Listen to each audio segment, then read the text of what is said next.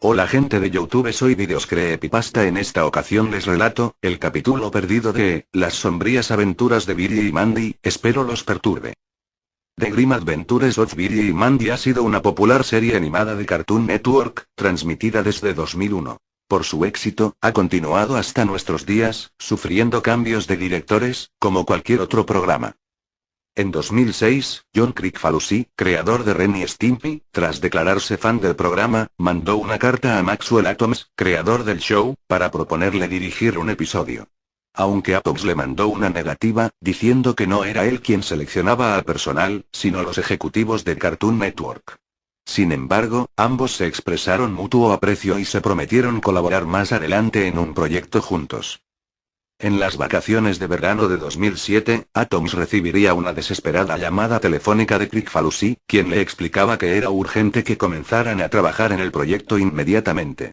A Atoms le pareció raro, sin embargo Kricfalusi siempre había sido un ídolo de su infancia, así que se enfrascó en una llamada de entre 3 y 4 horas de duración, en que el creador de Stimpy le propuso un detallado plan. Kricfalusi consideraba Billy y Mandy un buen programa no solo por su humor escatológico, sino por contener elementos sobrenaturales y referencias ocultistas, así como a la cultura pop. A finales de los 90 Kricfalusi, un extraño personaje que parece continuamente enojado, pero que responde a las cartas de sus fans a mano y con correos de 5 o 6 páginas, ya había colaborado con Cartoon Network, dirigiendo 4 episodios especiales de El oso Yogi. CN, como todas las demás televisoras especializadas en dibujos animados, conocía la peligrosa trayectoria de Kricfalusi, pero como era una época en que el interés en los dibujos animados iba en descenso, aceptó el trato a regañadientes. Los episodios dirigidos por Kricfalusi fueron considerados demasiado perturbadores para los niños. Estaban impregnados de un ambiente que muy difícilmente podía considerarse cómico, las acciones y personalidades de cada personaje parecían erráticas y psicópatas, y contenía temas y contenidos solo adecuados para adultos: homicidios, suicidios y temas sexuales, además de una animación pobre y con escenas grotescas parecidas a sacadas de una pesadilla. CN, sin embargo, transmitió los 4 episodios una única ocasión, y con mínima publicidad, en un horario para adultos 1 AM. Luego de eso no se supo mucho sobre John K., solo que tuvo una serie animada de superhéroes llamada The Ripping Friends, que debutó en MTV y fue cancelada muy pronto por ser en extremo perturbadora, y a últimas fechas, se lanzó una nueva serie de Ren y Stimpy, exclusivamente para adultos, que iba aún más allá del humor violento y grotesco de la serie original, por lo que recibió fuertes críticas. Atoms desde luego conocía todo esto, y no se sabe si fue el miedo o el respeto lo que lo inspiró a continuar con el plan de Kricfalusi. 2 semanas después de la llamada, Atoms recibió un paquete sellado con la firma de Kricfalusi. Dentro se encontraba un guión y storyboard planeados por el propio Kricfalusi, para un nuevo episodio de Billy y Mandy, supuestamente de una nueva serie, llamada simplemente Billy y Mandy Nightmare on Backyard. Atoms se sintió interesado de inmediato en el guión, y él mismo ha descrito que estaba escrito brillantemente y con gran maestría, y contaba con un humor estupendo. Sin embargo, luego de pasar las primeras 20 páginas, y conforme el tono de la obra se oscurecía, rápidamente cambió de opinión. La historia era demasiado deprimente, incluyendo escenas, hábil y detalladamente descritas, que en opinión de Atoms parecían sacadas del infierno. Asustado, dejó de leer el guión, y en cuanto colocó el paquete fuera de su recámara, el teléfono sonó. Nuevamente era una llamada de Kricfalusi, quien le explicaba que el plan debía continuar, y preguntó si había acabado de leer el guión. Helado por la repentina llamada, Atoms mintió diciendo que sí, y Kricfalusi le concertó una cita para dentro de 3 meses, donde le mostraría algo que tenía preparado para comenzar la producción del episodio. El plan de Kricfalusi era el siguiente: producir las animaciones ilegalmente, y a escondidas de los ejecutivos de CN. Para esto, había ambientado una oficina en su compañía, Spunk, y designado a un jefe de producción, que serviría como director del episodio. Atoms visitó las oficinas en el tiempo acordado, y le pareció todo el escenario bastante normal, aunque a su decir, los dibujantes lucían indiferentes o normales pese al extraño episodio que tenían encomendados producir. Kricfalusi, en toda ocasión, no le quitó la mano de encima a Atoms, preguntándole, de forma siniestra y seductora, si le gustaba lo que veía. Nuevamente lleno de miedo, Atoms asintió a todo, temeroso de faltarle al respeto a su colega caricaturesca. Según Atoms, su supervisión del episodio duró interminables 30 minutos en que revisó uno a uno los sketches extendidos, que contenían escenas que parecían sacadas de una película snuff, escuchó con sus propios oídos el infartante soundtrack que Kricfalusi mismo había preparado, y en una cabina negra revisó en las computadoras los primeros props de animación coloreada, que parecían horrorosamente vivos e insanamente macabros. El propio Atoms hasta la fecha se pregunta cómo Kricfalusi asignó un presupuesto colosal a una animación que nunca iba a salir al público. Luego de su visita a Spunk, Maxwell Atoms decidió retirarse del show, y sufrió de insomnio durante aproximadamente 3 meses luego de esta. En sus pesadillas veía repetirse las animaciones infinitamente, y había desarrollado una paranoia a recibir una nueva llamada de Kricfalusi, por lo que desconectó todos los teléfonos de su casa y pasaba al aire libre tanto tiempo como le era posible. Con la voz temblando, declaraba que no podía creer que una mente humana se hubiera esforzado tanto para producir una pieza tan satánicamente macabra como para desajustarle los tornillos a cualquiera. Actualmente evita hablar del tema, y en las convenciones a las que acude siempre que alguien comienza a hacer referencia al tema, ordena a sus guardaespaldas que echen al fan de la sala y rápidamente pasa a otra pregunta. Ha desarrollado incluso una fobia a su propio show, y clama que jamás volverá a escribir un episodio para Billy y Mandy. El programa sería cancelado ese mismo año, por motivos de fuerza mayor. Por medio de su Twitter, Kricfalusi anunció a principios de 2009 que tenía preparado para los fans un secreto oscuro que estaba listo y cocinado en su website, con lo que se dio a entender que el episodio finalmente había concluido producción. Se dice que el capítulo está escondida en una dirección oculta en el sitio web de Spunk, para evitar que sea encontrado por los ejecutivos de CN y evitar una demanda. En tal página, se dice, se encuentra el logotipo del show en letras rojas y un fondo negro, con 2 enlaces en color amarillo brillante. Ordene ahora y vea el episodio. El primer enlace proporciona instrucciones específicas sobre cómo adquirir el episodio grabado para DVD. Para esto, es necesario acudir a las cercanías de la sede de Spunk y preguntar por cierto negocio fantasma, donde el disco, que es un simple disco virgen grabado, se vende a 50 centavos de dólares canadienses. Cuando das clic en vea el episodio se abre una animación que no cuenta con marcador de tiempo. Al principio, es muy similar a un episodio cualquiera de Billy y Mandy, y cuenta con una opening tag, con el nombre del episodio y Buried Billy, y a Billy, Mandy y Puro Hueso caminando sobre una calle, en una escena que parodia la portada de Disco Abbey Road de los Beatles. La calidad de dibujo es muy buena, y prácticamente idéntica a la del show de CN, pero por alguna razón, la animación corre más lenta de lo normal, lo que proporciona al televidente una extraña sensación.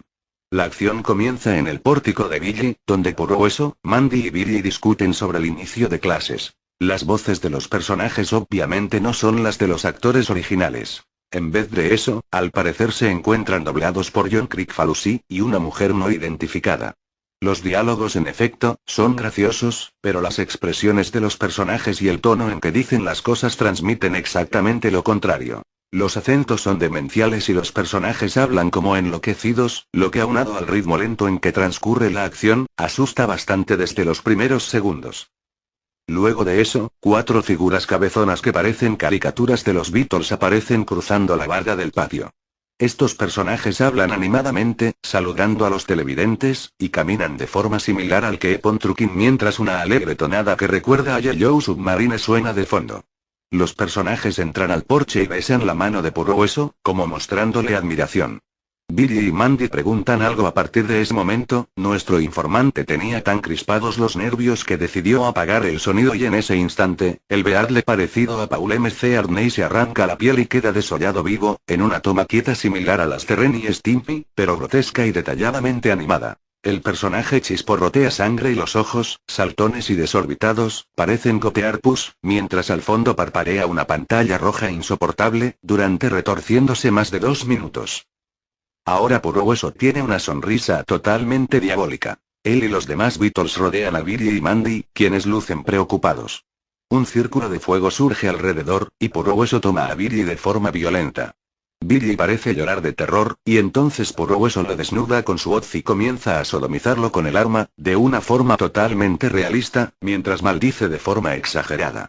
Mezclando de forma extraña el humor negro con escenas simplemente diabólicas, la escena dura mucho más de lo soportable, con varios acercamientos violentos en varias tomas. Mandy parece dispuesta a pelear, pero los Beatles dicen algo, y el escenario comienza a girar y a convertirse en el mismísimo infierno. Escenas desquiciadas de cadáveres dibujadas de forma bastante rápida, demonios y escenas de tortura se alternan en la escena. Los Beatles restantes se transforman en bestias mutantes de formas terroríficas. Puruhueso parte a Mandy por la mitad con su guadaña, desnuda el cadáver y la sodomiza una y otra vez, ahora con un rostro de oscuro placer, en medio de escenas parpadeantes, para terminar eyaculando borbotones de sangre de Mandy, mientras el cadáver de esta explota arrojando sus vísceras por todas partes. La persona que asegura, vio el vídeo, no puede contar mucho más después de eso, pues asegura que se encontraba demasiado alarmado, y no recuerda qué hizo para distraerse, o si simplemente cerró los ojos, pero asegura que hay cosas que no quiere recordar del vídeo. Pero parece que luego de eso comienza una especie de escena de aventura, con Billy y Mandy vivos de nuevo aunque todavía desmembrados y seriamente lesionados enfrentando a alguna cosa en el infierno, incluyendo escenas de distintos demonios muy originalmente diseñados efectuando varias acciones maniáticamente animadas. La escena corta al negro durante unos 5 segundos, y gradualmente se comienza a encender la luz. El ángulo es de una cámara estilo intro de James Bond con manchas digitales cubiertas de sangre, que empieza a enfocar a Puruhueso y los Beatles restantes, en expresiones quietas y muy escalofriantes, posando de una forma similar a la portada del single Yesterday and Today, pero adornados con los restos de los cadáveres de Billy, Mandy y Paul, y con un paisaje infernal de fondo. Las expresiones en esta escena son tremendamente perturbadoras, con Puruhueso y los Beatles imitando las sonrisas aparecidas en el álbum original, pero exageradas al límite de lo grotesco e inquietante. La escena permanece así durante 1 minuto, y vuelve a cortar. La escena final comienza haciendo un picado sobre el centro de una ciudad. 2 personajes indeterminados pero que por sus rasgos, parecen ser caricaturas de 2 personas reales tomando una malteada en un café. Los últimos 3 o 4 minutos del vídeo son tremendamente diferentes al resto del episodio, tratándose de una serie normal, sin ninguna clase de elemento horroroso. La escena es bastante lenta, pero corre a velocidad normal, y consiste simplemente en los 2 personajes hablando y hablando, con reacciones variadas, tranquilidad, argumento, preguntas sanamente cómicas. El televidente volvió a subir el volumen, pero no alcanzó a escuchar gran cosa. Al parecer los personajes discuten sobre caricaturas y hablan citando varias frases de canciones de los Beatles. La frase final termina con uno de los personajes diciendo, "When Reaper comes to town". Entonces la imagen se cierra con un círculo negro, típico de las caricaturas viejas, y aparece la palabra fin, junto a una caricatura súper deforme del Paul despellejado todavía muy perturbadora vestido de ángel, sollozando y murmurando algunas cosas. El programa termina, y aparecen algunos créditos dirigido por John Kricfalusi y Maxwell Atoms, entre otras cosas, finalizando como si de cualquier show se tratara. Finalmente aparece una pantalla roja de advertencia que dice televidente el cartoon que acaba de ver ha sido producido contraviniendo las leyes de derechos de autor, su transmisión o posesión está penada por las leyes de Canadá y Estados Unidos, y luego un pantallazo de aproximadamente 2 segundos de duración, con el logo de Spunk y un lema que dice Help to spread the word. En cuanto el vídeo termina, el navegador de internet se cierra automáticamente, y cuando vuelves a abrir las pestañas no se reabren. Si revisas historial e intentas abrir la página, te marca error. Se dice que esta página la cambian de lugar cada vez que alguien accede a ella. La página del vídeo aparece con un marcador de visitante, que para el momento era de 2 y que contiene varios malware capaces de arruinar la seguridad de tu computadora. Pero también hay quien dice que puede aparecer al azar mientras revisas cualquier parte del sitio web de Spunk. Maxwell Atoms teme cualquier nueva llamada de Kricfalusi, se ha mudado de casa y cambiado de número telefónico, pues asegura que el creador de Ren y Stimpy no tenía proyectado un capítulo de Billy y Mandy Backyards Nightmare sino 6 de ellos.